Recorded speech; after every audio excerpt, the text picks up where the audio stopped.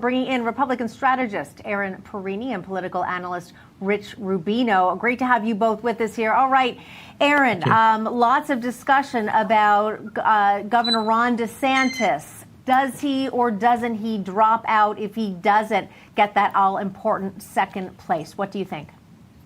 All indications are right now that Governor DeSantis and his team are planning to stay in this for the long haul. There was just a story in Bloomberg from one of his top fundraising people saying that they have enough money to get through Super Tuesday and through the March states. That's a lot of money, and being able to operationally do that will be very important if they plan to stay in this. So all indications are right now they're not going anywhere. I've seen releases from their team in the last 24 hours that he's going to be both in New Hampshire and South Carolina tomorrow, and then in New Hampshire on Wednesday. So I don't see them slowing down as of this point.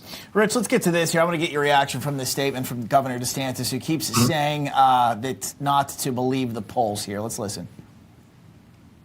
I can tell you this. I mean, I do know elected officials who encourage me to run and say they're going to vote for me in a primary, but yet have endorsed Donald Trump. That's just the reality of the situation. But here's the thing, what I would tell elected Republicans, when you stand up and you're delivering on conservative issues, Donald Trump's not going to be able to say you're bad if you've delivered on those issues. The voters are going to look at what you've done.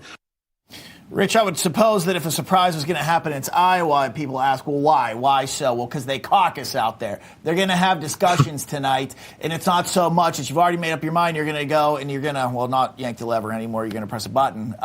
What do you make of this?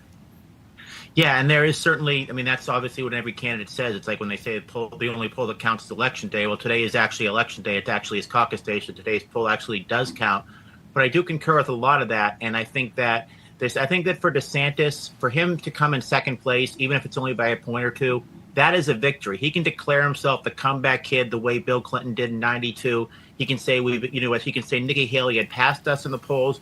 We came back. He can then use that to go into New Hampshire and South Carolina. Not that he's going to do well in New Hampshire necessarily, but that he can at least place there. Then he goes down to South Carolina, and then theoretically in a three-way race between Trump, himself, and Nikki Haley, if he comes in second or first place with Nikki Haley's home state, then I think he definitely stays in the race. But he spent so much time in Iowa. He's gone to literally all 99 counties, the full Grassley. If he does come in third place, I really don't see a scenario where he can go on and say, I came in third place, and then go to his benefactors and say, I need more money to continue on to New Hampshire, South Carolina, and eventually the Super Tuesday states. So the piggy bank perhaps will have run out. But Aaron, we're looking at those pictures, of course, of the candidates. And one name I think we've barely uttered today is Vivek Ramaswamy. There we go. There he is on the right. And I do know that former President Trump today actually went more on the offensive, saying Vivek is not MAGA.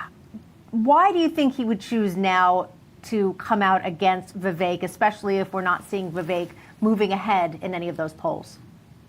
If you're Trump and Trump's team right now, their goal is going to be to try and not only win, but win big and win over 50% tonight in Iowa. Heard a lot of that from reporters and from other political pundits, that's the number they're trying to get. And if they're seeing in their internal data that Vivek is pulling people from him because they see it as a MAGA-style candidate, that would completely make sense that politically speaking, they are going to go after him, even if he's in the single digits, because let's say Trump and the polls are correct. If he's somewhere around that 50% number, maybe just south of it, those extra couple of points he could pull from a different candidate could ultimately give them what they want, which is that number over 50 this evening.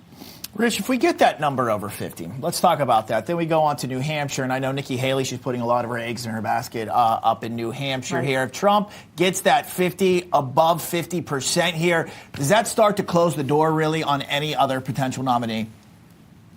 You would think so. Even when you go to New Hampshire, and even if Nikki Haley somehow is able to pull out a victory in New Hampshire, then you go down to South Carolina. And South Carolina tends to whoever the front runner is, tend to do very well there, whether it was Bob Dole in 96, George W. Bush in 2000, John McCain in 2008.